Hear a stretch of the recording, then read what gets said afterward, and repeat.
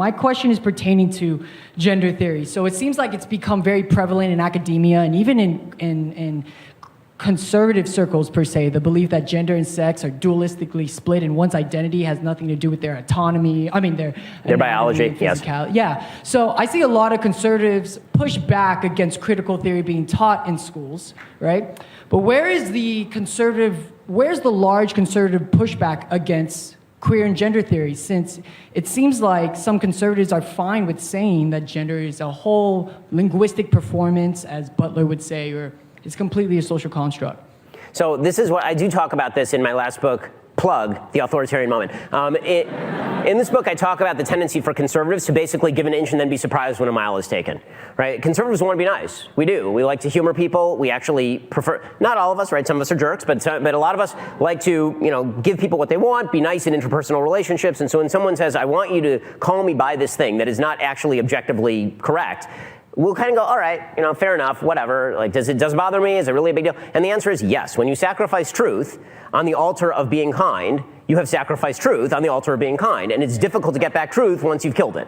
So, I think that any conservative who pretends that it doesn't matter, for example, whether a biological male is called he or she, I don't know how you can call yourself a conservative or even really a classical liberal in that sense. The fact is that there have to be certain objective truths that are objectively verifiable in the world, and we have to use language in a way that we commonly understand and that conveys information. Otherwise, we're just jabbering at each other like animals, and that's not good. Now, as I've said many times, if I'm in a room with a transgender person, we're having dinner together, and this has happened, and the person wants me to call them by their pronouns, in private, I'm happy to call them whatever they want. If they want to call me Napoleon Bonaparte, I'll do it. I don't care. It doesn't matter to me. But in a public setting, I am not going to sacrifice the validity of truth on the altar of niceness. I'm not going to do it.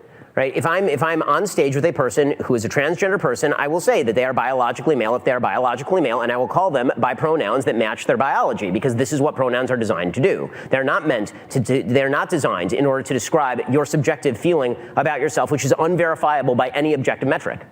Right? Otherwise, we cannot have a language, we cannot have a conversation. So, yeah, I object strenuously to conservatives who think that somehow these are side battles, they don't matter, why don't you just focus on tax cuts? Like, I'm sorry, but if the distinction between male and female, which is perhaps the most biologically ingrained distinction in mammalian biology, not just humans, mammals, right? Sexual dichotomy is a thing in mammals. It is, end of story. It is the basis for all reproduction.